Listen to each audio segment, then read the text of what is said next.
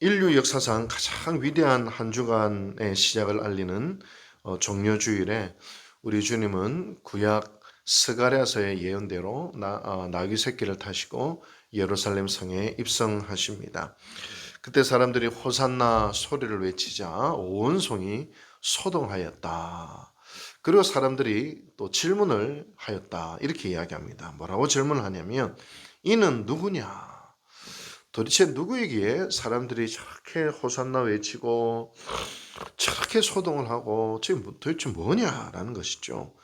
그러자 그 답은 의외로 간단합니다. 뭐라고 대답을 하는고 하니 갈릴리 나사렛에서 나온 선지자 예수라 이렇게 이야기를 합니다. 만약에 우리가 이 타임머신이 있어서 2000년 전 예루살렘 성에 그 현장에 있다라고 생각한다면 사실은 이게 얼마나 맥 빠지는 말인지 몰라요. 메시아다. 그리고 정말 우리를 구원해 줄리라 생각했는데 어디 출신이래? 나사렛. 에? 나사렛 출신이라고?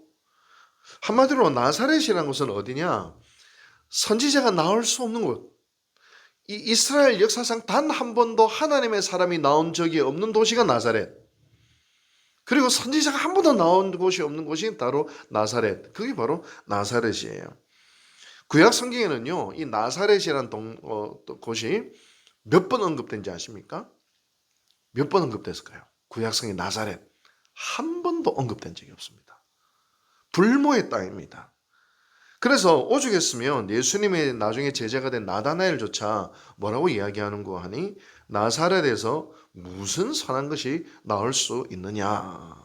그렇게 질문할 정도로 나사렛은 철저히 인물이 나올 수 없는, 하나님의 사람이 나올 수 없는 상징적인 단어가 나사렛이라고 하는 그런 단어입니다.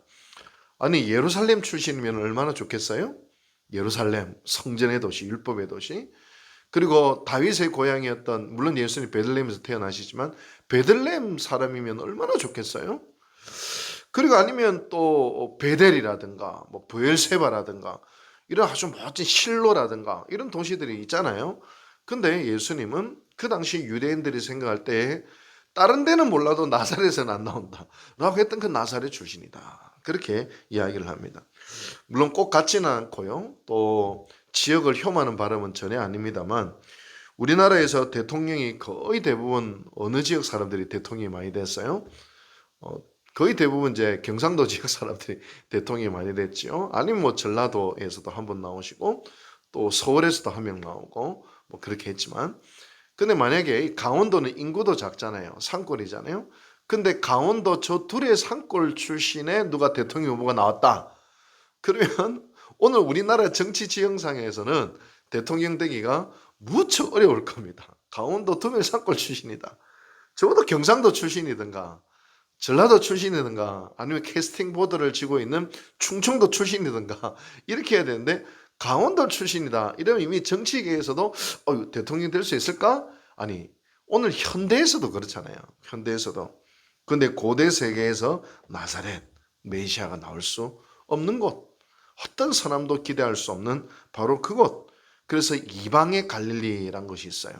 한마디로 이방의 문화가 짙게 깔려있고 이방의 우상 숭배가 짙게 깔려있고 로마의 부대가 주둔해 있어서 정말로 피폐한 장소를 상징하는 단어가 바로 나사렛입니다. 여기에 메시아다. 여기에 예수가 났다. 그렇게 이야기한다는 겁니다. 여러분 우리가 어제 지혜문학에 대해서 우리가 성경통독에서 이야기를 했는데요. 이 지혜문학을 좀 쉽게 이야기하면 우리 성경의 지혜문학은 잠언, 전도서, 욥기 이 세 개를 지혜문학이라고 하거든요. 이 지혜문학이 뭐냐면 인류가 지금으로부터 거의 한 5,000년 전에 문자가 생기고요. 문자가 딱 생기고 이제 지성이 생기기 시작하고 자연 세계에 대한 탐구와 인간 세계에 대한 탐구가 막 시작되면서 이런 어떤 지적인 활동을 하는 사람들은 고대 중동 고지역에서는 지혜자다 이렇게 불렀다고 합니다. 이 지혜자들의 첫 번째 질문은 도대체 어떻게 해야 인간이 행복할 수 있는가 라는 것이었고, 거기에 대한 답이 뭐였냐면 뭔가 모르지만 보편적인 답이 있다. 보편적인 법칙이 있다. 이 보편적인 법칙을 따라야 인간이 행복할 수 있다. 이걸 가지고요, 솔로몬이 그 당시에 모든 지혜 문학을 다 모아가지고 답을 딱 낸 게 잠언과 전도서입니다. 하나님을 경외하고 하나님을 가까이 하고 하나님과 함께 동행하는 것이 가장 행복하다. 한마디로 솔로몬은 잠언과 전도서에서 그 답을 내는 거예요. 여러분, 근데 재밌는 것은 이 잠언에 어떤 게 있냐면, 많은 재물을 가지고 불의한 것보다 적은 재물이라도 의롭게 사는 것이 훨씬 복되다, 이런 구절이 있습니다. 오늘날 우리 근데 실제로 맞는 말이지 고기를 끄덕거리죠. 실제 우리의 삶은 어때요? 학부모들이 좀 우리 애 주일 성수는 좀 못해도, 좀 신앙생활은 좀 못해도 서울대 가면 좋겠고, 서울대 나와서 삼성전자 가면 되겠고, 사법고시 합격하면 좋겠고, 의사가 됐으면 좋겠고, 교수가 됐으면 좋겠고. 근데 실제로 생각은 그러지만 실제 우리의 가치는 뭐예요? 조금 불의를 행해도, 조금 죄를 지어도 이 세상에서 성공하고 많은 돈을 벌기를 원하는 게 아닌 것 같지만, 대다수 부모의 마음이더라고 보니까, 마음이 조금 부족해도. 그래서 여러분, 내가 조금 잘못해서 큰 돈을 버는 게 낫냐, 아니면 하나님의 말씀에 순종하다가 망하는 것이 낫냐. 근데 보통은 하나님의 말씀에 순종하다가 망하는 것을 거의 택하려고 하지 않습니다. 너무 힘들고 어렵고 이 세상, 자본주의 세상, 이 세상을 살려면 그래도 조금, 그래도 좀 넉넉하게 사는 게 낫지 않을까 하는 생각을 보통 가지고 있죠. 근데 진짜 하나님이 살아계시다면, 정말 하나님이 계시다면, 찰나와 같은 세상이 끝나서 하나님 앞에서 영원히 살아가야 될 것을 생각한다면, 우리 예수님의 십자가는 무엇일까요? 이 십자가가 세상의 가치에서 볼 때는 어리석고 미련하기 그지없어요. 그래서 고린도 전서에 보면 십자가는 유대인들에게는 부끄러운 것이요 헬라인에게는 어리석은 것이다, 이랬거든요. 그런데 하나님께서는 이것을 뭘로 삼으셨어요? 하나님의 지혜와 하나님의 능력으로 삼으셨다, 그렇게 이야기하고 있는 것입니다. 여러분, 나사렛, 이건 세상에서 기준에서 볼 때는 이건 가치 없는 것이에요. 그러나 이 가치 없는 나사렛에서 하나님은 메시아를 일으키신다는 것을 보게 됩니다. 여러분, 정말 저는 성경을 읽으면 읽을수록 우리가 이 세상을 살아가는 좋다라고 하는 이 가치와 하나님 나라에서 좋다라는 가치가 상당 부분 미스매치한다는 것을 제가 경험하게 됩니다. 세상에서는 훌륭하다, 세상에서는 이랬으면 좋겠다는 것과 하나님 나라에서 이랬으면 좋겠다, 이렇게 너무 달라요. 너무 달라요.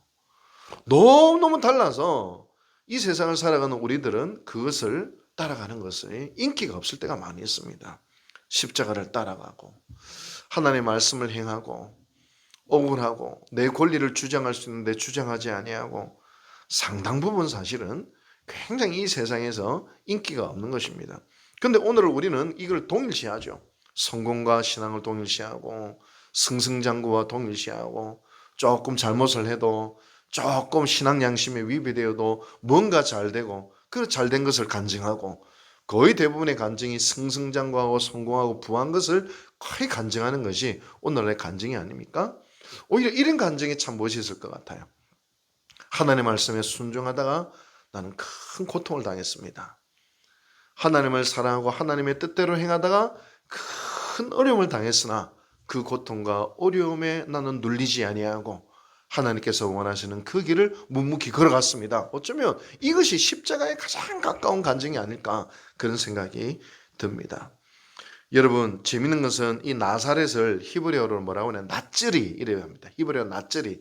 근데요, 이게 이 안에 또 비밀이 숨겨져 있어요. 이사야서 말씀에 이새의 뿌리에서 한 가지가 나서 결실하게 된다 할 때 이 낫즈리, 나사렛 낫즈리가 가지라는 어원을 가지고 있어요. 그 나사렛이라는 가지에서 결실한 분이 누구예요? 예수 그리스도, 첫 열매가 되시잖아요. 야, 이 놀라운 신앙의 비밀이 이 안에 있다는 것을 보게 됩니다. 여러분, 나사렛, 오늘 우리의 나사렛은 무엇입니까? 외면하고 싶고 맞닥뜨리고 싶지 않고 순종하고 싶지 않고 피하고 싶고, 그러나 뭔가 여기에 하나님 뜻이 있는데 나는 외면하고 싶어하는 바로 그 자리는 무엇입니까? 어쩌면 거기에 하나님의 뜻이 있고, 어쩌면 거기에 하나님의 결실이 있다는 것을 기억하면서 나아가십시다. 오늘 우리의 삶 가운데 나사렛을 찾아서 바로 그곳에서 역사하시는 하나님의 뜻에 순종하시는 우리 유국절교의 모든 성도들 되시기를 주님의 이름으로 축복합니다. 기도하시겠습니다. 자비하신 하나님 아버지 감사드립니다. 성경 읽고 성경을 보면 볼수록 우리가 이 세상을 살아가는 사람들이 좋다, 훌륭하다, 아름답다 원하는 그 가치와 성경의 가치와 하나님 나라의 가치가 너무나도 다른 것을 바라보게 됩니다. 그래서 우리는 혼돈스러울 때가 있습니다. 그럼에도 불구하고 우리는 이 세상을 따라가는 사람이 아니라, 이 세상의 가치와 문화를 따라가는 사람이 아니라 하나님 나라의 뜻과 하나님의 마음을 따라가는 저희들 될 수 있도록 주여 도와주시옵소서. 그것이 성공이 될 수도 있고 실패가 될 수도 있고, 그것이 부함이 될 수도 있고 가난함이 될 수도 있고, 그것이 건강함이 될 수도 있고 심지어 우리 생명을 잃는 것이 된다 할지라도, 그것이 무엇이든 간에 하나님의 말씀과 하나님의 마음과 하나님의 뜻이 거기에 있으면 기꺼이 그 길을 걸어갈 수 있는 저희들 될 수 있도록 주여 도와주시옵소서.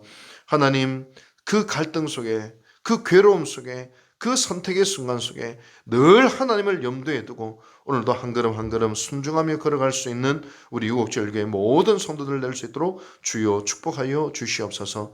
이 모든 말씀 예수님의 이름으로 감사하고 기도하고 축원하옵나이다. 아멘.